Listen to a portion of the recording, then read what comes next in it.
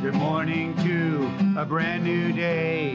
Time to learn and games to play. Learning things is so much fun. Learning is good for everyone.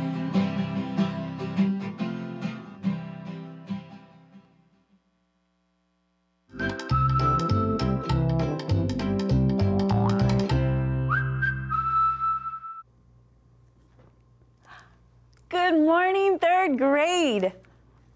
Do you see that I have my book upside down?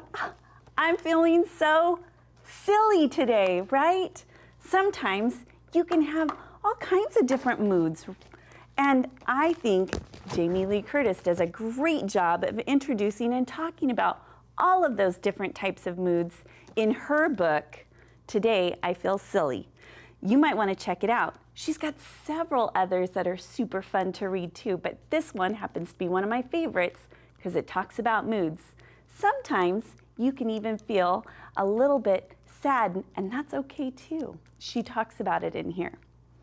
All right, boys and girls, today we have several things that we're going to go through. First, we're going to warm up our brains, then we're going to talk about long vowel spelling words, patterns, with inflectional endings, and we're going to finish out our day with some compound words. You ready to start? Okay, let's get started. So looking at those high frequency words, we've got 10 of them this week. We not only want to be able to read them and say them, but we want to be able to write them. So if there's one that you want to practice this week so that you can become amazing at it and learn it by the end of the week, I really encourage you to do that. Remember, you're responsible for your learning. So let's go through, let's read our high frequency words, and then we're going to use them in a sentence, making sure that we are amazing thinkers today. All right, let's get started. All right, boys and girls, here we go. Read them with me. Best, be, better, been, before, blue, big, because, both, and black. Nicely done. Today we're going to focus on two of them, before and blue. Now, before and blue, we need to make sure that we're practicing not only how to read them, but to spell them. So look at them closely. If you need to write them down on a scratch of paper so that you've got it to practice. All right, let's look at our two sentences. You help me. Let's think about which word goes with which sentence. All right, remember to plug in your tablet, you go to bed. Oh, that's a great reminder. Remember to plug in your tablet. And I hear you, you guys almost all just were shouting through your TVs before you go to bed because you want to make sure that in the morning it's charged and ready to go. Here's our second sentence. My dog Barley has blue eyes. And you know what, boys and girls? My dog Barley does have blue eyes. So I was able to use that sentence and tell you a little bit about my own dog at home. Do you have a dog at home? We're going to learn about dogs this week. I think it's tomorrow and Friday we're going to read a little bit about dogs. All right, today we're going through and we're looking at those long vowel spellings using that final E at the end of a word, and we're going to add some inflectional endings. Are you ready to do this? Okay.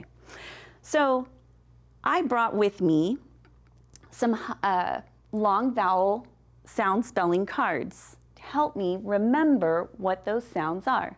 For example, I brought my tree card because I want to remember that the long E sound can be heard in the middle of words like deep, or to listen for that E sound at the end of a word like happy. Did you hear those E sounds?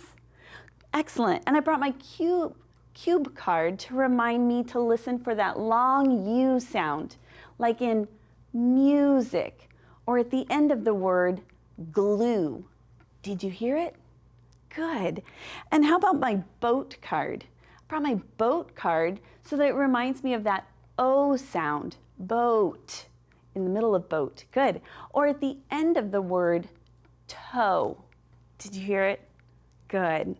So let's practice blending some of these long vowel sounding words with this final E or magic E at the end that makes the vowel say its name. So read with me. We've got use, smile, and come.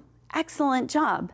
Now, boys and girls, this week we've been practicing inflectional endings. Inflectional endings are those bits of letters that we put together at the end of a word to change the meaning. So if I have, for example, the word use, and I want to add ing to make it say using, there is a little rule that I have to follow. Do you remember it? We've talked about it a couple of times. That's right. With this silent E that's here on the end, we want to drop that silent E before we add ing. And so now we have the word using. Do you see it right there? Nice job.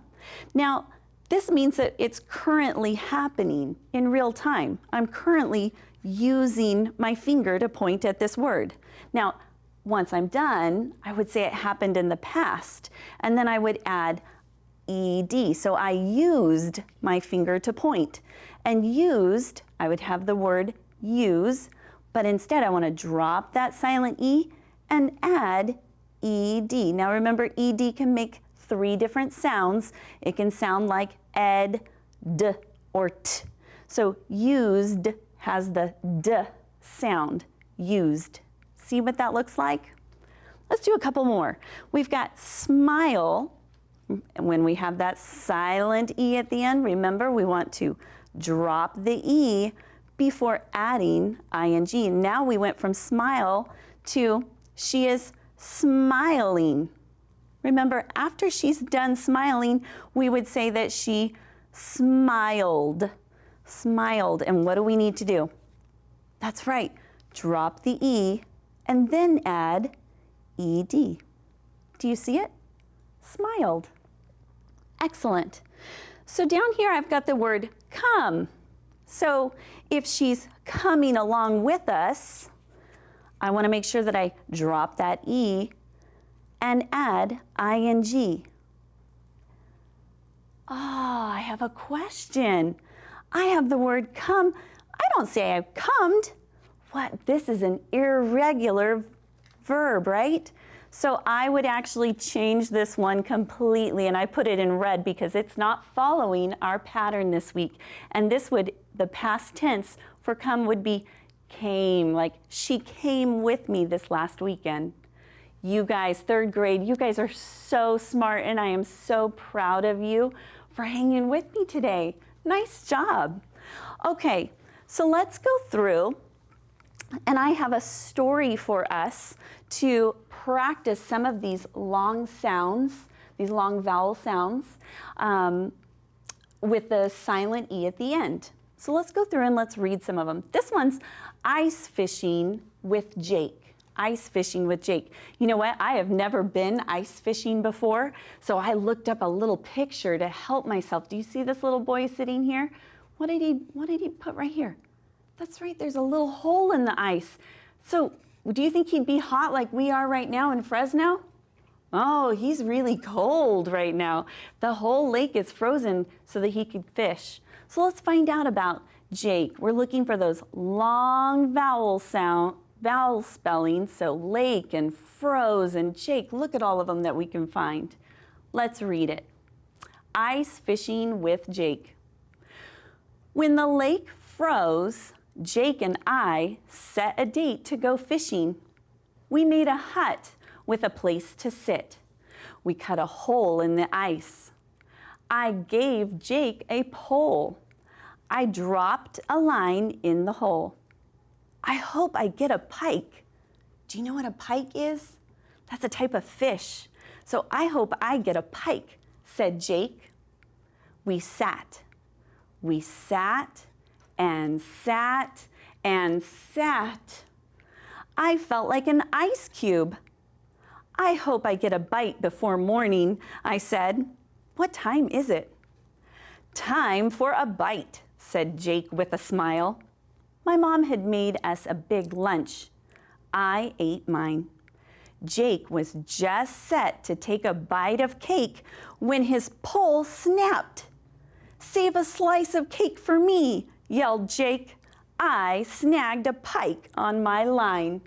Oh my goodness, third grade. How fun would that be to do ice fishing? Can you imagine what would it feel like to have that fish on the line? Perhaps tonight you might want to write about what are you and Jake doing tonight? Maybe you get to hang around a fire. Can't imagine it right now in Fresno. It's so hot, right?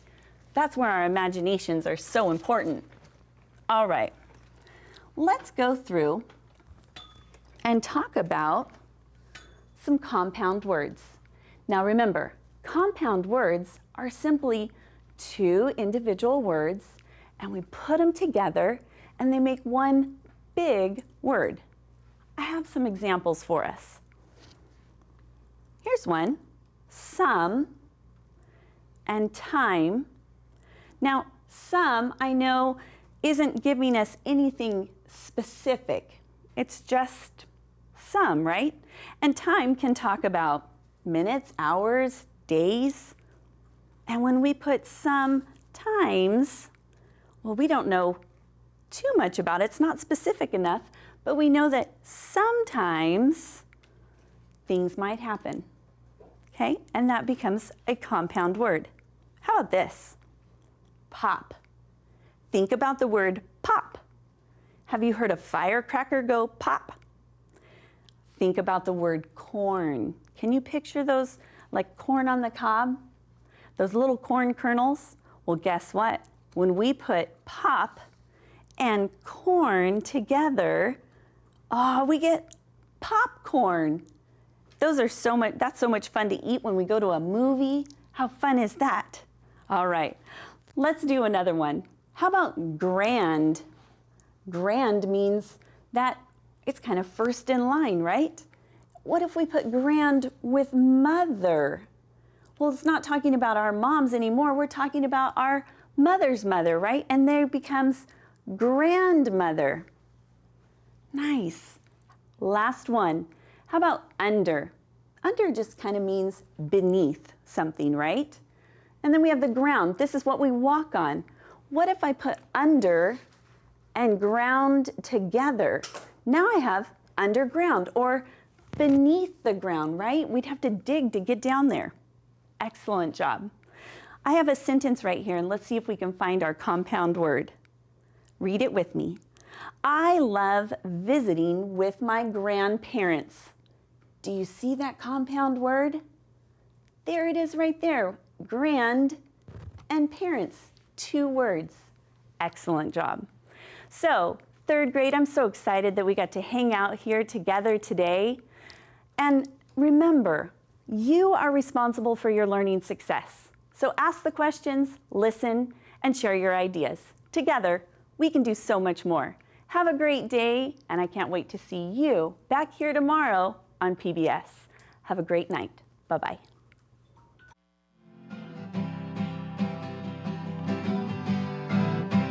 Good morning to a brand new day. Time to learn and games to play. Learning things is so much fun. Learning is good for